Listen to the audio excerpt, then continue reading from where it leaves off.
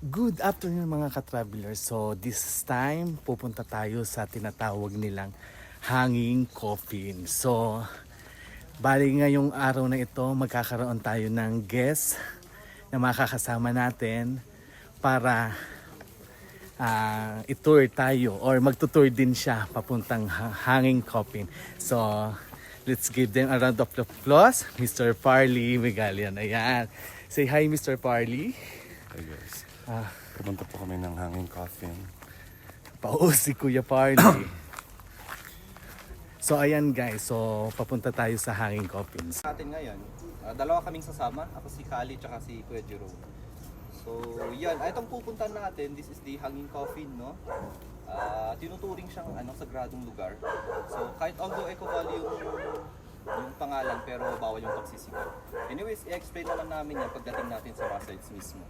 Kaya sa mga willing na malaman kung ba't ganito ganyan, just lend me your ears. I-explain naman namin. So dito yung daan natin is hagdan. Hagdan. Anyways, konkreto naman, so walang problema. Ready na ba lahat? Walang sisigaw ha. Para Dito na nga po pala tayo sa tinatawag nilang The Church of St. Mary, the Virgin Cemetery, kung saan matatagpuan dito yung mga hanging coffin. So mga ka-travelers, tara, puntahan natin. Let's go! what happened nga ba? Yung question. So bale, Sagada is one of those places dito sa Pilipinas na it was never colonized by the mga Kastila, mga Espanyol. So what happened was only the American missionaries came, sila yung nagtayo ng church. Sila yung nag-introduce ng Kristyanismo sa amin. So of course, pagtayo ng church, meron ding cemetery. Di bale yung church naman, makita nyo yan mamaya paglabas natin. Along the along the road. So yun, hindi mga Katoliko yung mga tao dito. Sila yung mga Anglican. Alam nyo ba yun? Yung parang ibang sekta ng Kristyanismo. Na Anglican kasi it was known as parang Catholic without a Pope.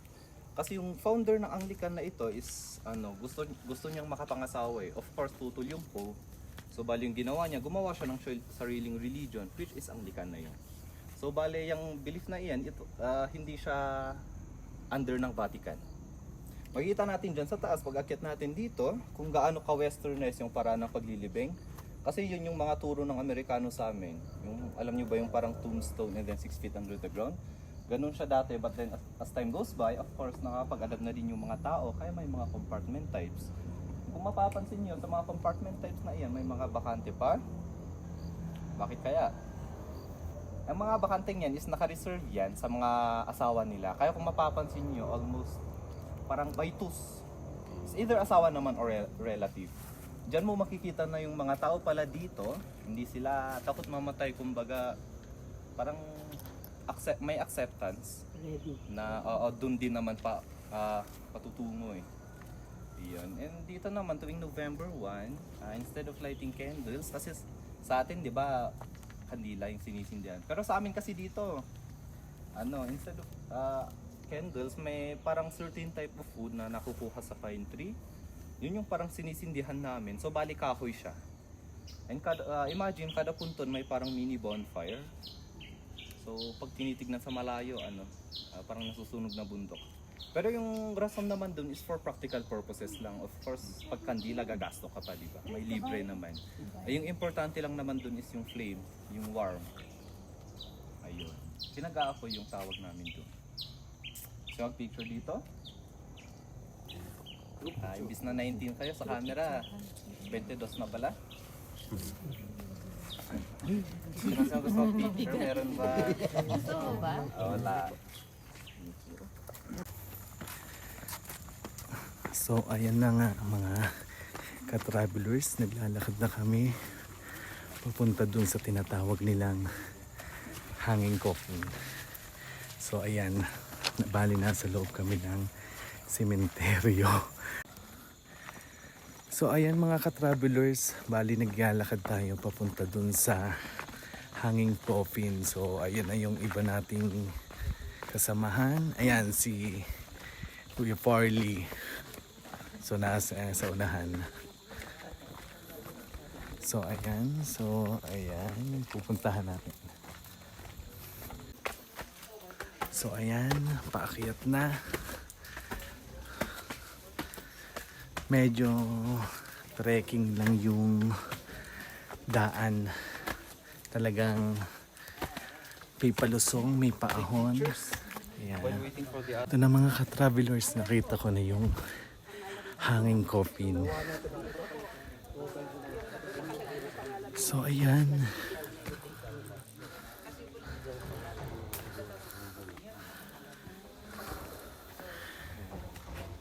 So mga ka-travelers, ito yung hanging coffin. So medyo bawal daw malakas ang boses dito. So kaya pabulong ako.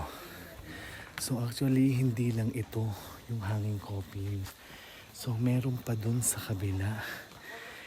Dyan sa area ng iyan na pinanggalingan namin. Yan mga ka-travelers. So ayan yung hanging coffin dito. So hindi lang yan yung hanging coffin. So dahil dito sa part ng kabilang bundok na ito, meron pa rin pala dyan. So yun. So bawal daw sumigaw kasi alam naman natin na sagrado yung location. So ayan. So pabulong-bulong lang tayo. Ayan. So ayan guys, may ikukwento yung tour guide natin tungkol sa history nito. So pakinggan natin. Yung sasabihin ko lang is yung mga narinig ko sa mga elders, no? So bale, ganyan. Yun, welcome to our traditional way of how we bury our deads. Ganyan siya dati. Bago pa man may dumating na dayuhan dito sa Pilipinas, ginagawa na namin yan. So ibig sabihin matagal na. Pero baka nagtataka kayo, ba't yan lang? Actually, marami sila. Ito lang talaga yung pinaka-accessible na puntahan ng mga turista. Yung iba kasi buwis buhay na. So while in Sagada, pag may nakita kayong mga gantong bato, mga gantong matataas, or may mga kuweba, you expect na there's a coffin na nakalagay doon. Kasi yan yung mga burial grounds before. So kung mapapansin nyo sa coffin, no, may dalawang klase. Yung iba maiksi, yung iba mahahaba. Yung mga maiksing yan, baka sabihin nyo mga bata yan. Hindi din. Yan, sila yung mga matatanda pero sila yung naka-fetal position.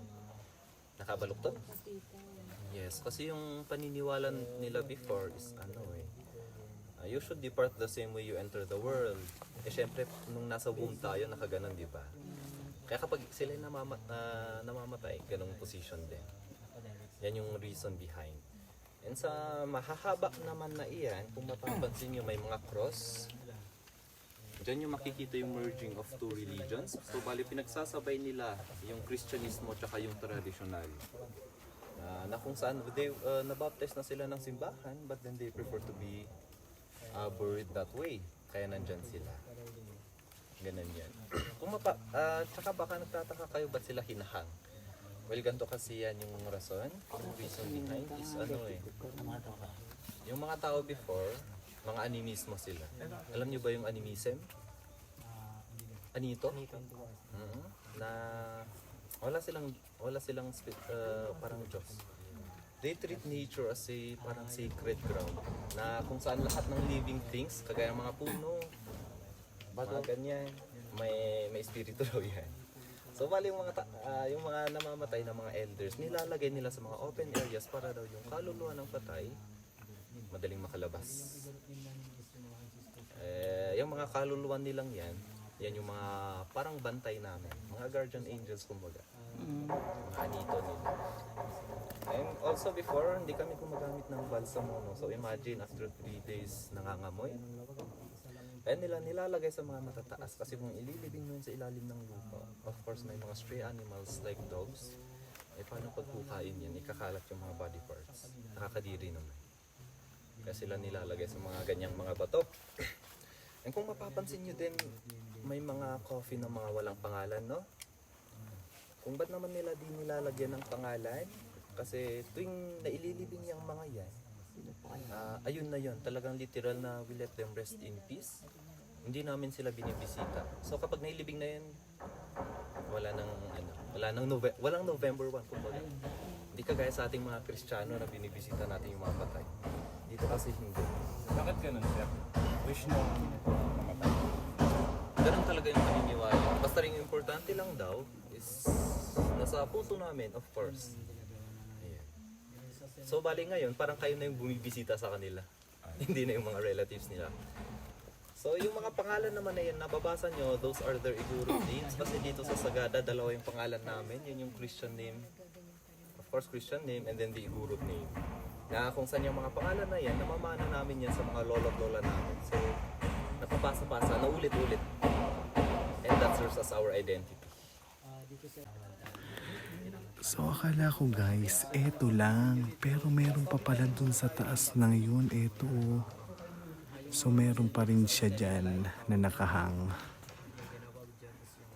So ayun na nga mga ka-traveler. So tingnan nyo naman yung pagod natin diyan sa dito kung paano natin inahon lusong yung St. Mary, the Virgin Cemetery. So alam nyo na mga ka-traveler, sa susunod na pupunta kayo dito. So magdala ng tubig, panyo, towel para siguradong matanggal ang inyong pawis, may pamunas tayo. So ayun na.